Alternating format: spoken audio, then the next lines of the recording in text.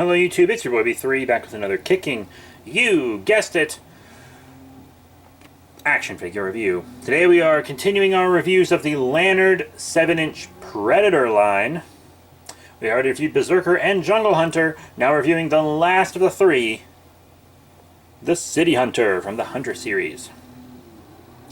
Yeah, it's pretty cool. It's a Walmart exclusive. You have to get it at Walmart or on Walmart's website.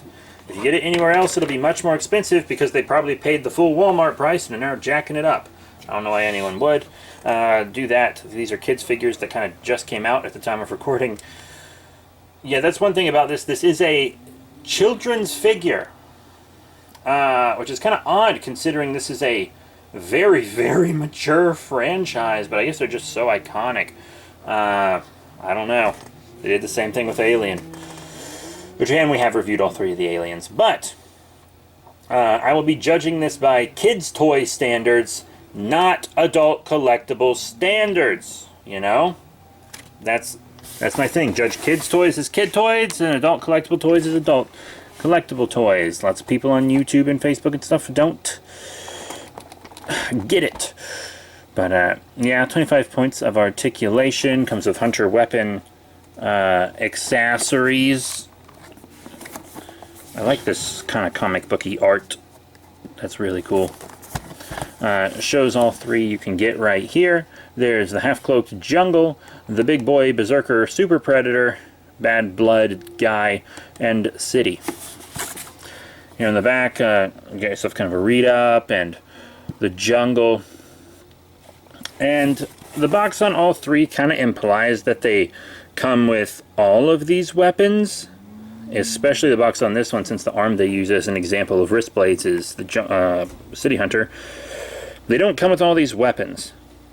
They just don't. Don't think they do. But they can all use each other's weapons, I believe, which is pretty cool. So now we're going to bust this Jungle Hunter out of package. And here he is out of package, the Lanard 7-inch City Hunter Predator. This is the Predator from Predator 2, well, the main one. There were several Predators in Predator 2, but only one was super important, at least to that film specifically. He's pretty cool, and we're going to talk about him specifically in a sec, but I want to talk about his accessories first. We have a smart disc, a signature weapon of the Preds that was first used in Predator 2. It's pretty dope. This just pops right onto his leggy. You know? That's pretty cool. Too much playing around might have it come off. So be careful. You also got a, what is this called? A combi stick? I think that's what it's called. Yeah, so it's pretty cool. A lot of Preds figures come with these. And you can just... I'm not doing this on camera because it's thick and this will be easier, but you can just pop that right in his hand and it's totally fine. I think I'll probably display him with the combi stick, but not this because I'm afraid it'll fall off. Pretty neat. Okay, so here he is, our City Hunter. Pretty cool. I like the vibrant colors on this guy. He looks really dope. I very much dig it. He's got enough paint on the back, if you ask me. Kids' toys these days often just don't have the backs painted, so, you know, you gotta give props for that. I like the kind of gold on the mask, etc. The blades are like a decent size on this one. They're very over-exaggerated on the other ones, which I kind of liked, to be honest, but his are more normal, if you prefer that.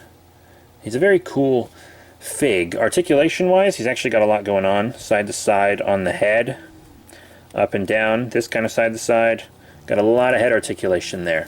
His shoulder cannon can articulate in two ways. It can articulate like this, right at this point, and also like this. So it has 2 points of articulation on that, which is pretty cool. Arms go up and down, forward and back. They're both a bit hindered, you know, because of shoulder pad stuff. Pretty wild. You got a rotation, bend, rotation, not much forward and back, but there's a little there.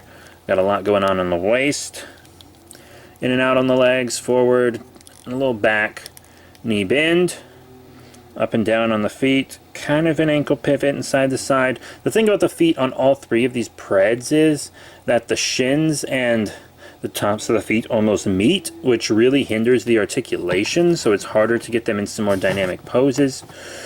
But it could be worse. It could be far worse. So yeah, now we're actually going to compare this guy with some other figures.